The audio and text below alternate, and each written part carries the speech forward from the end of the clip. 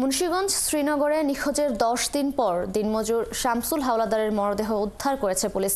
সিরাজদি খান সার্কেলের সিনিয়র সহকারী police super Imran Khan জানান, শামসুল হাওলাদার সিরাজদি খানের বাসাইল এলাকা থেকে 31 জানুয়ারি নিখোঁজ হন। এরপর তার খালা 3 ফেব্রুয়ারি সিরাজদি খান থানায় একটি জিডি করেন।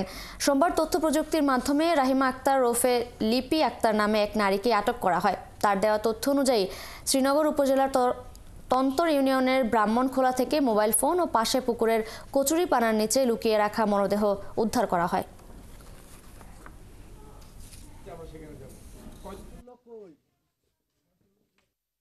শামসুল হাওলাদারের মোবাইল উদ্ধার করে আমাদের যে আটক করেছে লিপি আক্তারের বাসা থেকে প্রথমে মোবাইল উদ্ধার করি। পরবর্তীতে লিপি আক্তারের দেখানো মতে আমরা তার বাড়ির পাশে একটি পুকুর থেকে ভিকটিম শামসুল হাওলাদারের লাশ উদ্ধার করতে সক্ষম হই। আমাদের তদন্ত কার্যক্রম এখনও চলমান আছে।